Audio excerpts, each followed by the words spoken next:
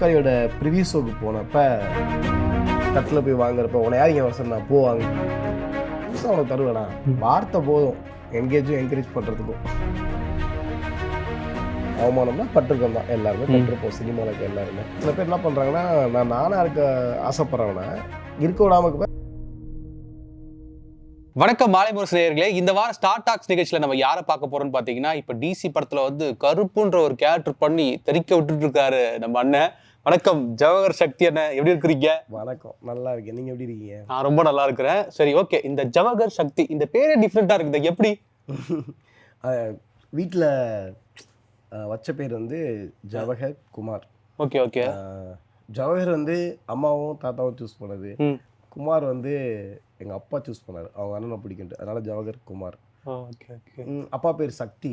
சினிமாவுக்கு வந்துட்டோம், சினிமா தான் முடிவு பண்ணி வந்துட்டோம், என்ன பண்ண போகிறோன்றப்ப அப்பா சொன்னார், நீ பிஎஸ்சி கெமிஸ்ட்ரி படிச்சிருக்க, படித்ததுக்கு வேணால் உனக்கு ஒரு வேலை வாங்கிடுவோம் யாருக்கு காலையாவது விழுந்து, இல்லை அப்புறம் நான் போனதுக்கப்புறம் என் ஃபோட்டோவை பார்த்து திட்டிகிட்டு இருக்கக்கூடாது நீ அப்படின்னாரு. இல்லைப்பா நீங்கள் அப்படிலாம் திட்ட மாட்டேன், நான் அதுக்கு முன்னாடியே ஏதோ ஒன்று பண்ணி வந்துடுவேன், நான் உங்களுக்கு பேர் வாங்கி தருவேன். அப்படின்னு பார்த்தார் இப்படி மேலே கீழே, ரொம்ப நல்ல தர மாட்டேன். அப்போ நான் சொன்னேன், நீங்கள் நம்பலையில அப்படின்னு சொல்லிட்டு குமாரை எடுத்துகிட்டு சக்தி வச்சுக்கிட்டு ஃபேஸ்புக் இன்ஸ்டாகிராமில் ஜவஹர் சக்தின்னு வச்சுட்டு காமிச்சேன், நான் பாருங்கள் இப்பயே உங்களுக்கு பேர் வாங்கி தரேன்னு. அப்படி போயிட்டார் அப்பா.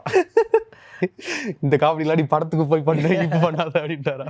ஆமாம், அதான். இப்போ வந்துட்டு அந்த பேர் இப்போ நீங்கள் இன்டர்வியூ கேட்குறப்ப ஜவஹர் சக்தி எல்லாத்துலேயும் ஜவஹர் சக்தின்னு சொல்லும்போது அந்த டைட்டில் ஜவஹர் சக்தி அவர் ரொம்ப பெருமைப்படுவார்ல, சந்தோஷப்படுவார்னு நினைக்கிறேன். கண்டிப்பாக போடுவார். அப்பாட்ட கேட்கணும், கேளுங்க கண்டிப்பாக போடுவார். சரி, ஓகே. சினிமாவுக்கு நீங்கள் எப்படி வந்தீங்க? பிஎஸ்சி கெமிஸ்ட்ரி படிச்சிருக்கிறீங்க, நல்ல ஒரு வேலைக்கு போயிருக்கலாமே, எதுக்கு இந்த பக்கம் வேண்டாத வேலைலாம் உங்களுக்கு? இதுவும் நல்ல வேலை தாங்க, எல்லாமே வேலை தானே. தெரில, நான் காலேஜ் ஸ்கூல் படிக்கும் போதெல்லாம் சின்ன சின்ன ஆசை இருந்துச்சு, நிறைய படம் பார்ப்போம், அம்மா படத்துக்கு கூப்பிட்டு போவாங்க. அப்போ படம் பார்க்கறதுக்கு ஒரு செலவாகுது, செலவே இல்லாமல் படம் பார்க்கணும். எனக்கு இந்த டவுன்லோட் பண்ணி பார்க்குறது எதுவும் பிடிக்காது. சூப்பர். அப்போ எங்கள் ஊரில் அரவிந்த் தேட்டர்னு ஒன்று இருந்துச்சு, அங்கே வேலைக்கு சேர்ந்துட்டா படம் பார்த்துடலாம்ல அப்படின்னு சொல்லிட்டு ஸ்கூல் காலேஜ் டைமில் பார்ட் டைமாக தேட்டரில் வேலைக்கு சேர்ந்தேன். ஸோ படம் பார்க்குறக்காண்டே வேலைக்கு சேர்ந்தவன் தான் நான். எல்லா ஷோ உட்காந்து பார்ப்பேன், ஸ்கூல் போயிட்டு வந்தோடனே போயிடுவேன், காலேஜ் போயிட்டு வந்தோடனே போயிடுவேன். அவரே சொல்லுவார், இங்கே வேலைக்கு வரல, படம் பார்க்க ராஜேஷ் அண்ணன், அவர் தான் ஓனரு. அந்த ஆசை தான் சினிமாவில் வந்து உங்களை கூப்பிட்டு வந்திருக்குது. ஸோ கொட்டுக்காளி படம் அப்படின்னு ஒரு படத்தில் தான் நீங்கள் ஃபஸ்ட்டு எனக்கு தெரிஞ்ச அப்பியரன்ஸ் ஆனீங்கன்னு நினைக்கிறேன். அதுக்கு முன்னாடி ஒரு பெரிய ஸ்ட்ரகிள், அந்த வாய்ப்பு எப்படி வந்துச்சு? இல்லை, அதுக்கு முன்னாடி நிறைய படம் பண்ணியிருக்கேன், மியூசிக் படம்லாம் பண்ணியிருக்கேன் நான். கொட்டுக்காளி வந்து இண்டஸ்ட்ரிக்குள்ளே இருக்க மிக முக்கியமாக கொஞ்சம் தெரியப்படுச்சு ஓரளவுக்கு. அதுக்கு காரணம் PS வினோத்ராஜ் சாரோட படம். ஸோ இண்டஸ்ட்ரிக்குள்ளே இருக்க மிக முக்கியமான இயக்குநர்களுக்கு ஒரு பிடித்தமான ஒரு படம் அது. ஆமாம், நிறைய டேரக்டர்ஸ் லைக் பண்ணாங்க அந்த படத்தை, லைக் பண்ணுவாங்க. அதில் அந்த மாதிரி கொட்டுக்காளியோட ப்ரிவியூ ஷோக்கு போனப்ப அருணனை மட்டும் வந்து அருண்மதேஸ்வரனை மட்டும் வந்து என்ன சொன்னார், டிசி படத்தோட டேரக்டர், டேய் நீ நிறைய விஷயம் தம்பி நீ நிறைய விஷயம் நல்லா பண்ணியிருந்த அப்படின்னு சொன்னார்.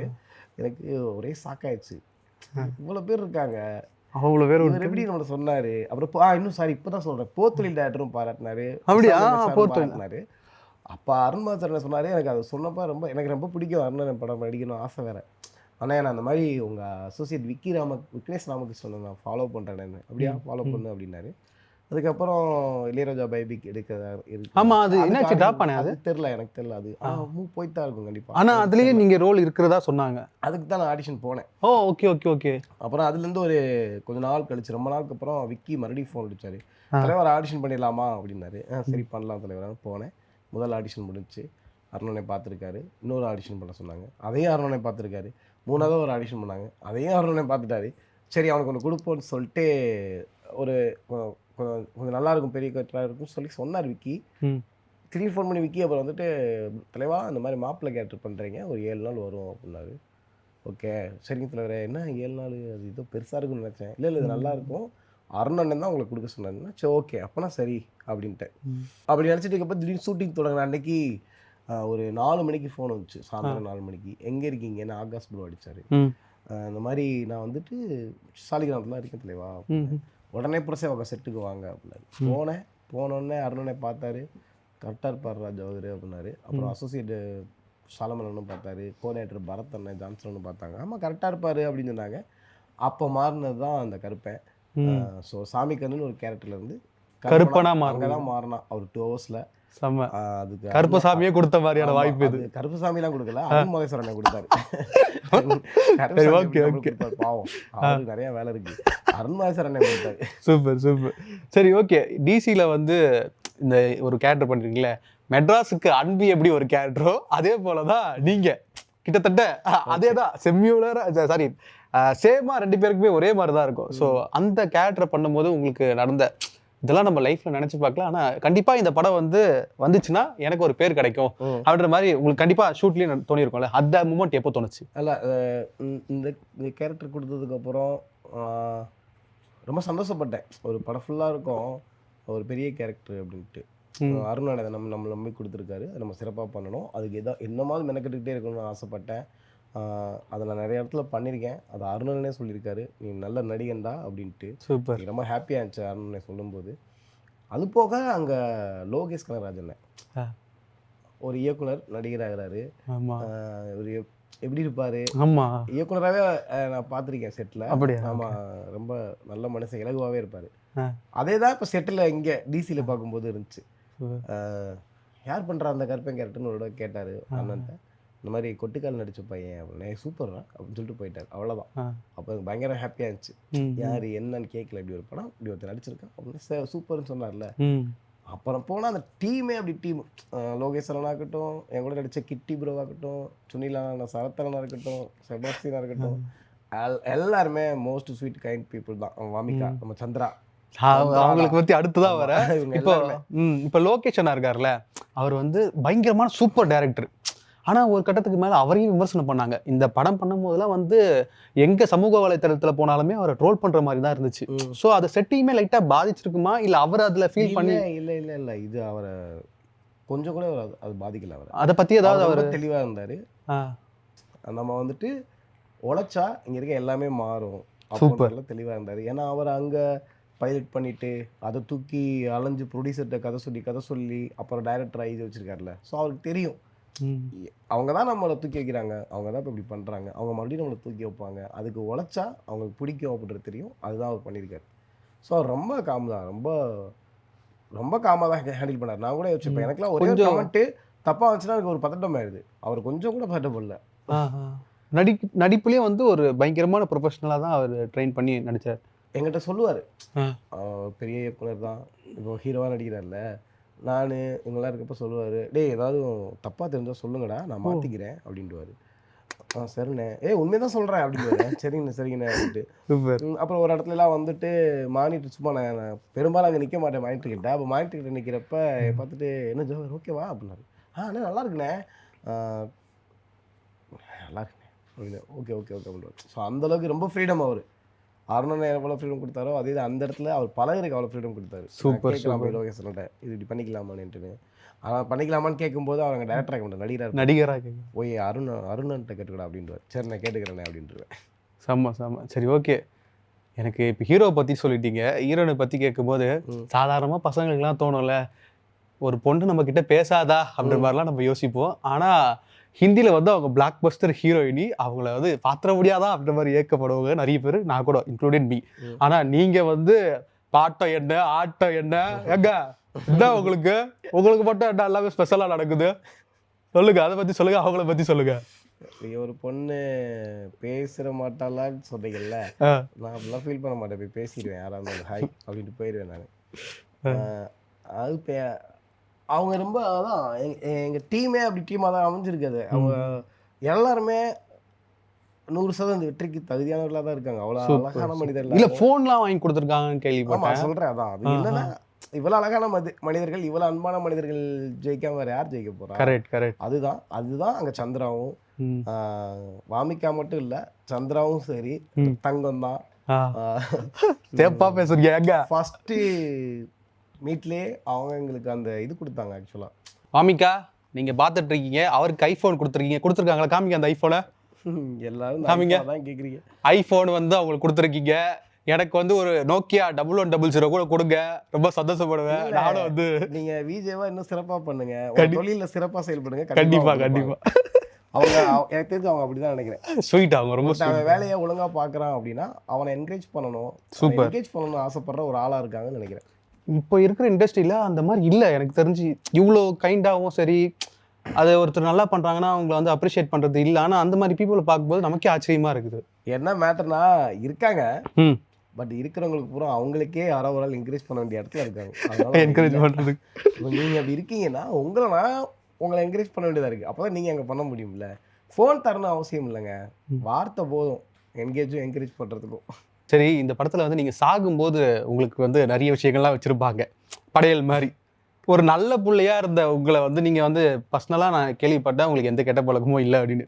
ஆனா வந்து இந்த மாதிரி சீன்லாம் நடிக்கும்போது உங்க வீட்டுல எதுவும் சொல்லலையா? எப்பா என்னப்பா இது குடிக்கிற சிகரெட் பிடிக்கிற என்னப்பா அப்படியே வந்து பயங்கரமா வைப்லயே இருக்கிறியப்பா, எப்படிப்பா பொண்ணு கொடுப்பாங்க உனக்கு அப்படின்ற மாதிரிலாம் யோசிக்க மாட்டாங்களா? அப்படிலாம் இல்லை. ரீசெண்டா சிகரெட் போட்டு அடிக்கிறேன் நான், சொல்லிடுறேன். என்ன எல்லாத்தையும் ஓப்பனா சொல்றீங்க, சொல்லாதீங்க அதெல்லாம். அது மட்டும் பண்றேன், தப்புதான், அதை நிப்பாட்டிக்கிறேன். சரக்கு அடிக்க மாட்டேன். பட் ஆனா அது படத்துக்கு தேவைப்படுது. நான் கூட படம் பார்க்குறப்ப சிரிச்சேன், இது என்னடா இது இப்படி இருக்குனாலும் அது ஆடியன்ஸா இருக்கவங்களுக்கு அது ரொம்ப எமோஷ்னலா இருந்திருக்கு. ஓ அப்பதான் ஆமாம்ல, இறந்தவங்களுக்கு அவங்களுக்கு பிடித்தமான பொருட்களை வச்சு படையல் பண்ணுவாங்க. கருப்பனுக்கு பிடித்தமான பொருள் வந்து சரக்கு, சிகரெட்டு, அப்புறம் ஏதாவது துப்பாக்கி வச்சுருந்துருக்கலாம். அது அண்ணன் தேவைப்படுது அடுத்த ஃபைட்டுக்குலாம் வைக்கல போல, ஏன்னா அதையும் வச்சு படிச்சிருப்பேன். நான் அண்ணன் கேட்டேன், அப்புறம் நல்லாச்சு அவரோட சொன்னாரு. கருப்பேன் சொல்லிட்டு இருந்தவரு, டே அந்த பாடி அங்கே வைக்கலண்டா அப்படின்னாரு. அண்ணன் என்னண்ணே கருப்பேன் நீங்க பாடி கேரக்டரே பாடி தானடா அப்படின்னாரு. ஓகேண்ணே அப்படின்னு. இந்த படத்துல வந்து உங்களோட ரோல் வந்து மலையாள பீப்புளுக்கும் ரொம்ப பிடிச்சிருந்துச்சு. ஆமா, அது மலையாள பீப்புள் உங்களை கொண்டாடுறாங்க இந்த ரோலை பார்த்துட்டு, அதை பத்தி சொல்லுங்க. எனக்கு உண்மையிலேயே அது ரொம்ப ஆச்சரியமா இருக்கு. தமிழ்நாடு பீப்புள் நிறைய பேர் மெசேஜ் பண்றாங்க. ரெண்டாவது அவங்கள பத்தி அவங்க நம்ம பையன் அப்படின்னு ஒன்று இருக்கும்ல. எனக்கு கேரளா பீப்புள்ஸ்ட்டு இருந்து அவ்வளோ மெசேஜ் வருது. இப்போ அதுக்கு மேல வருது. காலைல கூட இன்னைக்கு இந்த லுக்மன் ஒரு ஹீரோ இருப்பாப்புல, தள்ளுமல்ல அதெல்லாம் நடிச்சு, அவர் ஒரு மெசேஜ் பண்ணாரு பொலிச் அப்படின்ட்டு. என்னடா இது அப்படின்னா எனக்கு ஒரு பக்கம் மேல ஒரு மாதிரி ஆயிடுச்சு. அப்புறம் நிறைய பேர்ட்ட ஒரு ஆள் சில பேர் வாய்ஸ் கேட்கணுவாங்க, வாய்ஸ் போட்டு விட்டேன். அப்போ ஒருத்தவங்க நானே கேட்டேன், உண்மையிலேயே உங்களுக்கு என்னோட கேரக்டர் பிடிச்சிருக்கா? எனக்கு டவுட்டாக இருக்குது, இவ்வளோ பேர் மெசேஜ் பண்ணுறீங்க என்னோட சேட்டா, எனக்கு ரொம்ப பிடிச்சிருக்கு, நீ சாகும்போது நாங்கள் ஃபீல் பண்ணோன்னாங்க. ஸோ அப்போ தான் நானாக யோசித்தேன், God's own country owning me அப்படின்ட்டு. கண்டிப்பாக அது உண்மைதான். ஒரு ஸ்டேட்மெண்ட் சொல்லுவாங்க, காட்ஸ் ஓன் கண்ட்ரி அப்படின்ட்டு ஒரு சொல்லுவாங்க. அந்த கேரளா சொல்லலாம், அவங்களுக்கு ஏதோ ஒன்று சொல்லலாம் இவ்வளோ ஆசையா மெசேஜ் பண்றவங்களுக்கு அப்படின்ட்டு. அதை இப்போ வேணா சொல்றேன். சொல்லுங்க, ஆடியன்ஸ் பார்த்து நேரா கேமரா பார்த்து சொல்லுங்க. ஓன் கண்ட்ரி ஓனிங் மீ அப்படின்னு சொல்றேன். சூப்பர் கண்டிப்பா. அண்ணா சரி ஓகே, நீங்க நடிச்சீங்க சரி. இந்த வடச்சென்னையில வந்து ஒரு ஹீரோயினி வந்து பேசுவாங்க கெட்ட வார்த்தை, அப்படி சரளமா பேசுவாங்க. அதே போல தலைவன் நீங்களும் வந்து ஒரு கெட்ட வார்த்தைலாம் பேசி கொஞ்சம் ஹெவியா பண்ணியிருந்தீங்க. வீட்டில் திட்டுவாங்கன்னு தெரியும். அந்த மாதிரி பேர்ட் வாட்ச் வந்து நானும் முன்னாடி பேசிட்டு இருந்தேன். அப்புறம் யாழ் வந்து வேணான்னு சொல்லிருச்சு, அதுக்கு பிடிக்காததுக்காக பண்ண மாட்டேன் சொல்லிட்டேன். ஸோ இந்த கெட்ட வார்த்தைலாம் பேசுறது வந்து சரி இல்லையா, நீங்க படத்துல யூஸ் பண்றீங்களா? இதுக்கான காரணம் என்ன? இதை பண்ணலாமா பண்ணக்கூடாதா? இல்லை அது எதை பொறுத்துன்னு இருக்கு. நம்ம ஃப்ரெண்ட்ஸ் சர்க்கிளில் பேசுறதுனா கூட ஓகே தான். சம்மந்தமே இல்லாமல் ஒரு சின்ன பிரச்சனைக்கு யாரோ ஒரு ஆளை திட்டுறது, அதுவும் அவங்களோட ரிலேட்டிவ் ரீதியாக திட்டுறது, நிறைய நான் ஊரில் முன்னாடிலாம் ஃப்ரெண்ட்ஸை பேசிட்டு போய் அவன் திட்டுவான். ஒரு பொண்ணு இவனை நிராகரிச்சிருக்கும், அதுக்கு அந்த பொண்ணை ரொம்ப தப்பான ஒரு வார்த்தை சொல்லுவான். இது எவ்வளோ பெரிய தப்பு. கண்டிப்பாக பிள்ளைக்கு பிடிக்கல, அது போயிடுச்சு. கேண்டி அந்த பிள்ளையை வந்து நீ இப்படி ஒரு வார்த்தை விடுறிய, இது எந்த விதத்தில் நியாயம்? ஆமாம், அந்த இடத்துல உனக்கு பதிலாக வேற ஒருத்தர் இருப்பான், அந்த பொண்ணு இடத்துல உன் தங்கச்சி இருக்கலாம். சூப்பர் யோசிச்சு பாக்குறது இல்லையாடா அப்படின்னு கேட்பேன். ஆனா ஃப்ரெண்ட்ஸுக்குள்ள பேசி அது வேற. எனக்கு ஒரு ஸ்ட்ரேஞ்சர் கூட இல்லைங்க, யதார்த்தமா ஏதோ ஒரு இடத்துல இடிச்சுட்டு போயிருப்பாங்க, அவங்கள திட்டுறதோ, ஒருத்தர் பார்க்குறேன் என்னடா முறைக்கிறேன்னு சொல்லி ஒரு கெட்ட வார்த்தை வருதோ, இதெல்லாம் எனக்கு ரொம்ப, அதெல்லாம் பெரிய வயலன்ஸ் நம்புறேன். சூப்பர் பாருங்க, படத்துல வந்து அவ்வளோ ஆக்ரோஷமா இருக்கிற மனுஷன் நிஜத்துல எவ்வளோ அன்பா எவ்வளோ தெளிவா இருக்கிறாரு பாருங்க. சூப்பர்ண்ணே. ஆனா எனக்கு இன்னொரு கொஸ்டின் வந்து, நீங்க இப்போ வந்து உங்களோட பேர் வந்து எல்லாருமே வந்து கொண்டாடுறாங்க, கருப்பு அப்படின்ற மாதிரி சொல்லிக்கிட்டே இருக்கிறாங்க. ஆனா நீங்க லப்பர் பந்தில் நடிச்சிருக்கிறீங்க, அப்புறம் வந்து கொட்டுக்காலில் நடிச்சிருக்கீங்க. அந்த பேர்லாம் விட இந்த கருப்புன்ற பேர் உங்களை வந்து எவ்வளோ வந்து அழகுபடுத்திருக்குதுன்னு நீங்க சொல்லுங்க. இல்லை, நமக்கு ஒரு ஆசை இருக்கும்ல, அங்கேருந்து நடிக்க வர்றோம், நமக்கு ஒரு கேரக்டர் நேம் வைக்கிறாங்க, அந்த கேரக்டர் நம்ம வெளியே தெரிஞ்சால் அப்படி கூப்பிட்டா நல்லா இருக்குன்னு ஆசைப்பட்டோமா, அதுதான் கருப்பன் கேரக்டர் சொல்லி கூப்பிடும்போது ரொம்ப ஹாப்பியாக இருக்குது. ஏன் லப்பர் பந்தில் கூப்பிடல, லப்பர் பந்தில் அது தேவைப்படல. ஆமா. அது டேய் மனோஜ்னு கூப்பிட வேண்டிய கட்டாயம் எங்கேயும் இல்லை. ஆனால் மனோஜ்னு பேர் சொன்னாங்க, நானும் கூப்பிடாங்க பார்த்தே கூப்பிடல. அப்போ நானே என் ஃப்ரெண்டு சொன்னது, என்னோட பேர் வந்து இதில் மனோஜரா அப்படின்னு. கொட்டுக்காலியில் குமார் தெரியும்.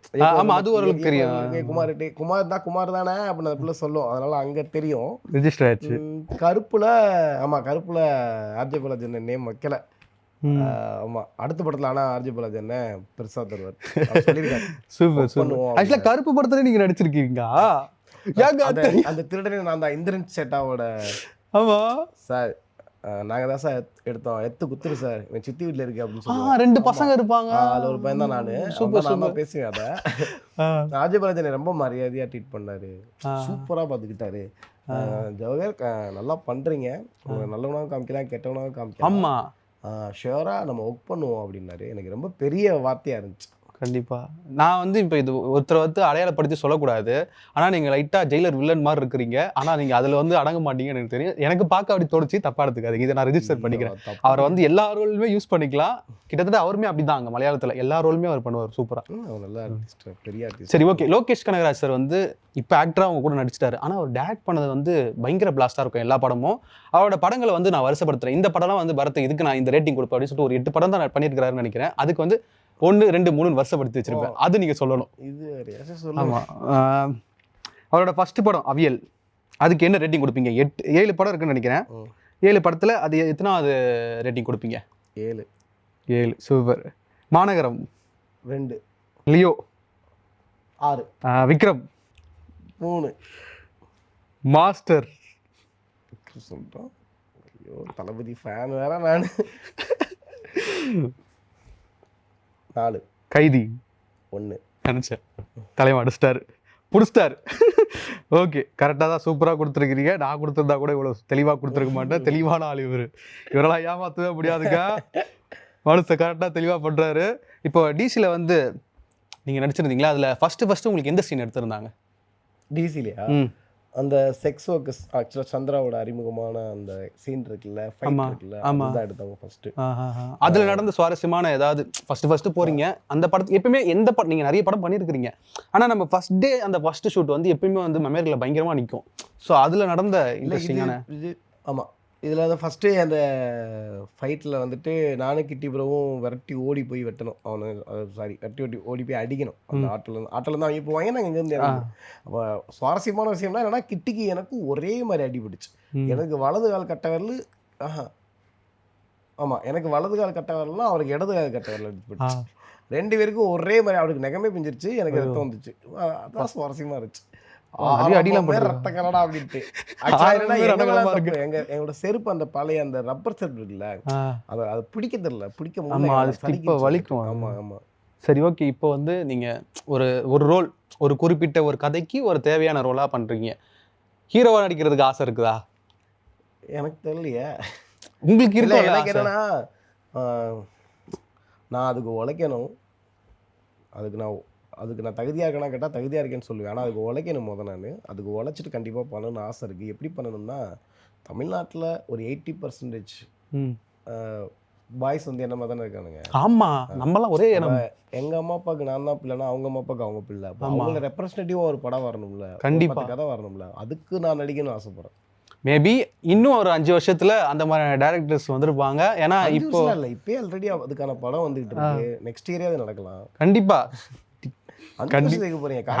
நானே டைரக்ஷன் பண்றதுக்காக வெயிட் பண்ணிட்டு இருக்கிறேன். கண்டிப்பா நான் வேணா சொல்றேங்க. கண்டிப்பா எனக்கு புரிஞ்சு ஒரு படம் வந்துட்டு ஒரு 1.5 மணி நேரம் தான். நம்ம ஆமா, எனக்கு தெரிஞ்ச ஒரு நண்பர் ரொம்ப அழகா இருந்துச்சு அந்த கதை. ஒரு மாதிரி கதைக்கான ஆளா பண்றேன். கண்டிப்பா பண்ணுவீங்க நீங்க. அதுக்கு கமிட் ஆயிடுச்சு, அது பண்ண போறோம். கமிட் ஆயிடுச்சுங்களா? பத்தீங்களா எப்படியே போட்டு வாங்கிட்டா அவர் என்ன படம் பண்ண போறாரு. இல்ல, அது வந்து ரொம்ப பியூரா இண்டிபெண்டண்டா பண்ற படம் தான். செம பரவாயில்ல. அது ஆனா வருதுல, அது வரைக்கும் அது நான் ஓகே, நான் நண்பர்கிட்ட சொல்லிட்டேன். அதெல்லாம் பிரச்சனை இல்ல இண்டிபெண்டா போலாம். இண்டிபெண்ட் நான் கொட்டுக்காளி பண்ண அந்த ஒரு தைரியம் இருக்கு. கொட்டுக்காளிலாம் அவ்வளவு அழகா பண்ணிட்டு இருந்தோம். ஏன்னா PS லோத்ரா சார் வந்து ரொம்ப நல்ல பழக்கம், நண்பர் தான். அப்போ அங்கேருந்துலாம் பார்த்ததெல்லாம் இருக்குல்ல, இப்படிலாம் படம் பண்ணலாம், எல்லாரும் சேர்ந்து ஒரு படம் பண்ணலாம் அப்படின்னா ஓகே தான். அதெல்லாம் ஓகே சொல்லி திருப்பூர் பக்கம் ஷூட்டிங் அது சீக்கிரம் நல்லா. சூப்பர், செம. இப்போ நீங்க வந்து இவ்வளோ வருஷத்துக்கு அப்புறம் இப்போதான் புகழ்ன்ற ஒரு அடையாளம் உங்களுக்கு கிடைச்சிருக்குது. அதை வந்து எப்போ என்ஜாய் பண்ணீங்க? இந்த தேட்டர் விசிட்லாம் போயிருப்பீங்களே, அங்கே நடந்த சுவாரஸ்யமான அனுபவங்களை சொல்லுங்க. ஒன்றுமே இல்லை ப்ரோ, அது எனக்கு தெரில. அது அது என்ஜாய்மெண்ட்லாம் இல்லை, சந்தோஷமா இருந்துச்சு பார்க்கும்போது. ஒரு பொண்ணு வந்து கமலா தேட்டரில் நான் ஏ வரிசையில் வந்து ஒரு அண்ணன் தான் டிக்கெட் கொடுத்தாரு ஓப்பனிங் ஷோக்கு. உட்காந்து பார்த்துட்டு இருக்கப்ப பி வரிசையில் ஒரு பொண்ணு இன்ட்ரோவில் இப்படி கை காமிச்சாங்க அப்படின்னாங்க. நான் உடனே பார்த்துட்டு போயிட்டேன். சரி ஓகே, அவங்க டவுட்டில் இருக்காங்க போகிறான்ட்டு. படம் முடிஞ்சோடனே திரும்பினாங்க. டிசின்னு போட்டோடனே திரும்பி சூப்பராக இருக்குது, படம் ஹிட்டு அப்படின்னாங்க. ஸோ அவங்க சொல்லும்போது அவ்வளோ சந்தோஷமாக இருந்துச்சு. அப்போ ஓகே பிளாஸ்ட் அப்படின்னு தோணுச்சு. செம்மண்ணே. ஆனால் இப்போ நீ புகழ் ஓகே, ஆனால் அந்த 13 வருஷத்துக்கு முன்னாடி 13 வருஷம் வரைக்குமே அந்த அவமானங்கள் நிறைய சந்திச்சிருப்பீங்களே, அதுலேருந்து நீங்கள் எக்ஸ்பீரியன்ஸ் இதை வந்து என்னால் தாங்கிக்கவே முடியல பரத், இப்போ வரைக்குமே எனக்கு அது வந்து மனசில் உறுத்திட்டே இருக்குது அப்படின்னா அது ஒரு விஷயத்த சொல்லுங்கள். இல்லை இப்போ என்னன்னா, நீங்கள் கஷ்டப்பட்டேன்னு சொன்னீங்கன்னா அது அவுட் ஆஃப் ஸ்டைல். நான் கஷ்டப்படலைன்னு சொல்கிறது தான் நியூ பேஷன் ஆக்சுவலாக. ஆமாம் சரிங்களா, என்ன இவன் மட்டும் தான் கஷ்டப்பட்டானா? ஆமாம், இங்கே கஷ்டம் எல்லாரும் தான் படுறாங்க, எல்லா வேலையிலும் கஷ்டப்படுறாங்க. நமக்கு இந்த இந்த டிவிலாம் இருக்கு, இதெல்லாம் பார்க்குறாங்கனால நம்ம சொல்றது வெளியே தெரியுது. அப்போ ஒரு டைத்துக்கு மேலே நம்ம கஷ்டப்படலன்னு சொன்னாதான் அவங்களுக்கு பிடிக்குது ஆக்சுவலாக. பாடுறாங்க கஷ்டப்படலன்னு சொல்றான் அப்படின்னு சொல்றது அவங்களுக்கு ரொம்ப பிடிக்க ஆரம்பிக்குதுன்னு நினைக்கிறேன். அதனால இப்போ இருக்கிற ஜெனரேஷன் அப்படி மாறிட்டாங்க, பயங்கரமா பேசுறாங்க. நான் வந்துட்டு அவமானப்பட்டதுன்னா இருக்கு ப்ரோ, இல்லைன்னா இல்லை. அவமானம்னா பட்டிருக்கோம் தான், எல்லாருமே பட்டிருப்போம். சினிமாவில் இருக்க எல்லாருமே நம்ம எல்லாரும் உழைக்கிறது சாப்பாடுக்கு தான். எனக்கு தெரிஞ்சு நானாக யோசிக்கிறதா இது. நமக்கு பசியே இல்லைன்னு வச்சுக்கோங்களேன், நான் நினைக்கிறேன் ஒருவேளை அமெரிக்கா வரைக்கும் நடந்து கூட போயிட்டு வந்துடுவோம்னு நினைக்கிறேன். பசியே கிடையாதுன்னா என்ன பண்ணுவோம்? அப்போ அந்த சோறுக்கு வந்துட்டு அப்படி தட்டில் போய் வாங்குறப்ப உன்னை யார் இங்கே வர சொன்னா போ அங்கன்னு சொல்கிறது ரொம்ப கொடுமையாக இருக்கும். இது எனக்கும் நடந்துச்சுன்னு, இது எல்லாருக்கும் நடக்கும். ஆனால் நான் அதை சொல்ல வரது இருக்கேன், சொல்ல வரேன். சொல்லுங்க. இப்போ சாப்பாடு மட்டும்தான் ரொம்ப முக்கியமான. அந்த சாப்பாடு இல்லைன்னா அமெரிக்காவுக்கு நடந்து போகலாம் நம்ம. அப்போ அந்த சாப்பாட்டில் இருக்க ஒரு பிரச்சனை இருக்குல்ல, அது ரொம்ப கொடுமையான பிரச்சனையாக இருக்கும். அப்படி ஃபீல் பண்ணிட்டு இருக்கப்ப ஒரு அண்ணன் சொன்னார். அந்த அண்ணன் யாருன்னு சொல்கிறேன், ரொம்ப முக்கியமான எனக்கு க்ளோஸான ஒரு அண்ணன். இதெல்லாம் நீ அவமானமாக பார்க்குறியான்னாரு. ஆமாண்ணே இப்படி பண்ணிட்டானே அப்படின்னு. அவன் என்ன சொல்லான்னு தெரியுதா, நீ உழைச்சி ஜெயிச்சுட்டு வந்து உக்காரு, உனக்கு நான் தட்டில் இலையில வச்சு சோறு தரேன். நீ உழைச்சி ஜெயிச்சுட்டு வந்து உக்காரு, உனக்கு சார் நாங்கள் டீன் கொடுக்குறேன்றார். அப்போ அவங்களை இன்டெரக்டாக என்ன பண்ணுறாருன்னா, நீ உழைச்சி ஒரு இடத்துக்கு வா, நான் உனக்கு மரியாதை தரேன், சொகுசா உனக்கு தருவேனா அப்படின்றாரு. சூப்பர். அப்படி சொன்னப்போ தான் எனக்கு ஓகே, அப்போ இது அவமான லிஸ்ட்டுக்குள்ளே வராது, ஆனால் அவமானமாக எடுத்துக்கிட்டு உழைக்கணும் அப்படின்றது தெரியுது. ஆமாண்ணே, பயங்கர இன்னசென்ட்டாக இருக்கிறீங்க. அந்த மாதிரி நடிப்புக்கு வந்து தேவைன்னா அதுதான். ஏன்னா வெள்ளந்தியான இருக்கிற மனுஷங்களை தான் வந்து கொஞ்சம் அழகுபடுத்தி காட்ட முடியும். அந்த அதில் வந்து நீங்கள் ஒரு அப்படியா, எனக்கு அப்படி நல்லாவே தெரியுது. ஏன்னா நம்ம சாயலில் இருக்கிறவங்கள பார்க்கும்போது நமக்கு தோணல, இதுக்கு இவங்களை வந்து ஏமாத்திடலாம் ஈஸியா, உங்களை ஈஸியாக ஏமாத்திடலாம். அப்படிலாம் சொல்ல முடியாது ப்ரோ, உங்களை ஈஸியாக ஏமாத்திடலாங்க. அப்படியா? ஆமா, நீங்க பயங்கர இன்னசென்ட்டாக இருக்கிறீங்க. எனக்கு நான் நோ சொல்றது வேணா தயக்கப்படுறேன். ஆமா, ரொம்ப பிடித்த நண்பர்கள்ட்டெல்லாம் இல்லைன்னு சொல்றதுக்கு ரொம்ப வருத்தமா இருக்கு, சொல்ல முடியல அது. ஆனால் சொல்லணும்னு எல்லாரும் சொல்றாங்க, அது எப்படி சொல்லணும்னு தெரில. அப்புறம் இப்போதான் நான் நானாக இருக்க ஆசைப்படுறேன். ஆனால் நீங்கள் சில பேர் என்ன பண்ணுறாங்கன்னா, நான் நானாக இருக்க ஆசைப்படுறவனை இருக்க விடாம போய் அப்போ நான் நீங்களா இருக்கணும்னா இருக்க ரெடி, நான் அமைதியாக இருக்கணும், அவ்வளோதான். இல்லை நீங்கள் அப்படி இருக்கக்கூடாதுன்னு தான். ஏன்னா இப்போ சினிமா இண்டஸ்ட்ரியில் உள்ள வந்தாலுமே கண்டிப்பாக நம்மளோட அந்த உண்மையான அடையாளத்தை வந்து தொலைக்க வைக்கிறதுக்கு என்னென்ன பண்ணணுமோ அது எல்லாத்தையுமே பண்ணிடுவாங்க. நீங்கள் அப்படி இருக்காதீங்க சொல்கிறதுக்காக தான் இந்த கொஸ்டின். நான் எனக்கு ரொம்ப ஜாலியாக பேசணும் ஆசை, ரொம்ப ஜாலியாக பேசணும், அவ்வளோதான். நான் எதையும் மனசுக்குள்ள வச்சுக்க கூட ஆசைப்படுறேன், எல்லாமே பேசிட்டு போகணும். ஆனால் இவன் ஏன் இந்த இக்கனாவை இங்கே போட்டான், அந்த கம்மாவை ஏன் இங்கே போட்டாலாம் யோசிக்காதீங்க. என் ஃப்ரெண்ட்ஸ்டே சொல்லுவேன், டே நான் ஜாலியாக என்ன வேணா பேசிட்டு போவேன், உன்னை ஹட் பண்ணிச்சு சொன்னால் நான் மன்னிப்பு கேட்குறேன், அவ்வளோதான். ஆனால் உன்னைய காயப்படுத்தணுன்றது என்னோட இன்டென்ஸே கிடையாதுடா அப்படின்ட்டு. எனக்கு அப்படிதான் நான் பழகிருக்கேன், அப்படிதான் நிறைய நண்பர்களை சம்பாதிச்சிருக்கேன். இதே சினிமாவில் அப்படிதான் இன்னும் நிறைய பேரை சம்பாதிப்பேன். கண்டிப்பா எனக்கு தெரிஞ்சு சக்தி அவர்கள் வந்து கடவுள் கொடுத்த சக்தியில வந்து அவர் வந்து மிகப்பெரிய ஒரு இடத்துக்கு போவாரு. அதுக்கு நான் கேரண்டி. ரசிகர்களான நீங்களும் வந்து பாருங்க, இந்த மாதிரி ஒரு நம்ம வீட்டு பையன், நம்ம பக்கத்து வீட்டில் ஒருத்தர் பார்க்குறோம், நம்ம எதிர்த்த வீட்டில் ஒருத்தர் பார்த்துருக்கோம், இவர் நமக்கு எங்கேயோ பரிச்சயமான ஒரு முகமாக இருக்குது அப்படின்ற மாதிரி தோண வைக்கிறவங்களை வந்து ஹீரோவாக்குனீங்கன்னா அந்த சினிமா இண்டஸ்ட்ரியே வந்து மிகப்பெரிய ஒரு இடத்துக்கு போகும். ஸோ அதுக்கு வந்து நம்ம சக்தி அவர்களை வந்து நீங்கள் பயன்படுத்தணும். சக்தி மாதிரி நிறைய பேர் வராங்க, என்னை கூட பயன்படுத்தணும். ஸோ கண்டிப்பாக இந்த நிகழ்ச்சி உங்களுக்கு பிடிச்சிருக்கும்னு நினைக்கிறேன். வேற ஒரு நல்ல நிகழ்ச்சியில் சந்திக்கிறேன். அதுவரை உங்களிடம் விடைபெறுவது நான் உங்கள் பரத்வாசன். நன்றி. உங்கள் ஜவஹர் சக்தி. ஸ்வீட். நன்றி, வணக்கம்.